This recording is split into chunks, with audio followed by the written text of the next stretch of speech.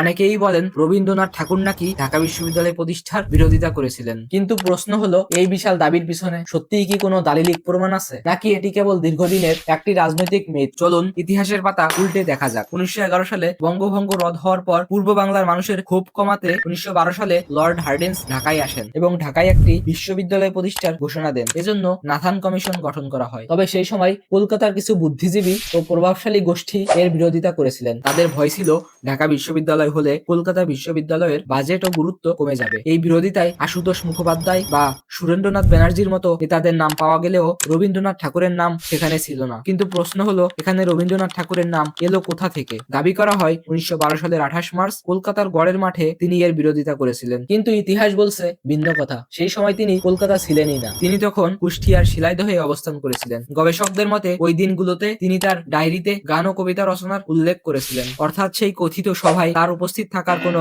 দালিলিক ভিত্তি নেই। প্রখ্যাত গবেষক অধ্যাপক আনিসুজ্জামান তার গবেষণায় স্পষ্ট করেছেন যে রবীন্দ্রনাথের ঢাকা বিশ্ববিদ্যালয় প্রতিষ্ঠার বিরোধিতার কোনো দালিলিক প্রমাণ নেই। তাহলে প্রশ্ন হলো এই অভিযোগ টিকলো কিভাবে? আসলে এটা অনেকটা রাজনৈতিক প্রচারণার ফল। সত্য হলো তথ্য ছাড়াই আমরা অনেক সময় গুজবকে ইতিহাস ভেবে ভুল করি। ইতিহাস জানার জন্য আবেগের চেয়ে তথ্যের গুরুত্ব সবসময়ই বেশি।